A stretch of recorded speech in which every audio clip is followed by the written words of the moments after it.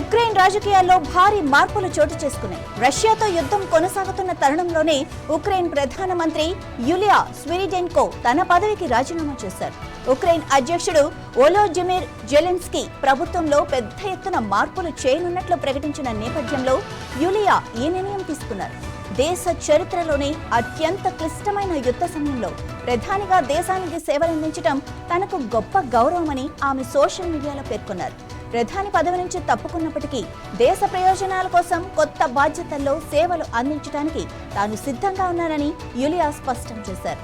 Ukraine రాజ్యాంగం ప్రకారం ప్రధాని రాజీనామాతో మొత్తం మంత్రిమండలి కూడా రద్దవుతుంది. ప్రస్తుతం ప్రధాని పదవి ఖాళీగా ఉంది. జెలెన్స్కీ ఇప్పుడు పార్లమెంటు ఆమోదంతో కొత్త ప్రధాని నియమించాల్సి ఉంది.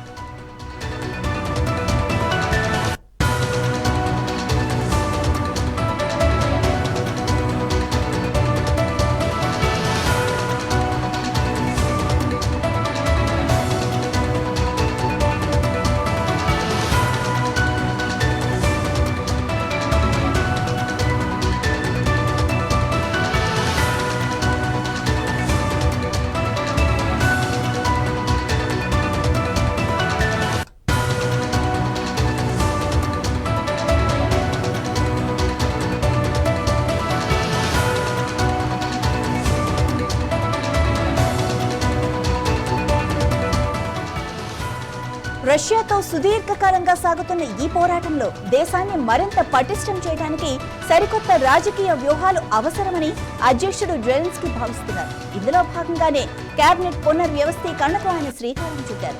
ప్రధాని యులియా ప్రతిభను, అనుభవాన్ని గుర్తించిన జెలెన్స్కీ ఉక్రెయిన్కు అంతర్జాతీయంగా అత్యంత కీలకమైన భాగస్వామ్య దేశంతో సంబంధాలను పర్యవేక్షించే ఒక సరికొత్త బాధ్యతాయుతమైన విభాగానికి నాయకత్వం వహించాలని ఆమె కోరారు. రానున్న రోజుల్లో రక్షణ, ఆర్థిక రంగాలను మరింత బలోపేతం చేసే విధంగా కొత్త నాయకత్వాన్ని ఎంపిక చేసేందుకు జెలెన్స్కీ కసరత్తులు ముమ్మరం చేశారు.